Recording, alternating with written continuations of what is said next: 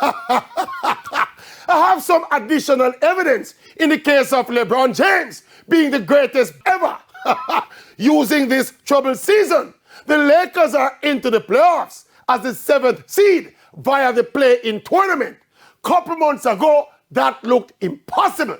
Before the trade, they had arguably the worst team in the league outside of LeBron and Anthony Davis. They could not make a shot and they could not defend.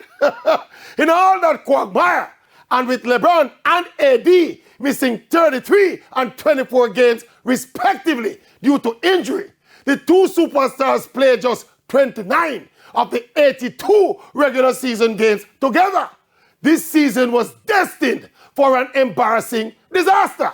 But from all of that rubble, with a reconstructed roster, and with both LeBron and AD now healthy enough to play, on the back of LeBron's 29.5 points, 8.4 rebounds, and 6.9 assists per game for the season, the Lakers are being piloted through all these adversities into the postseason, keeping dreams alive of yet another NBA title.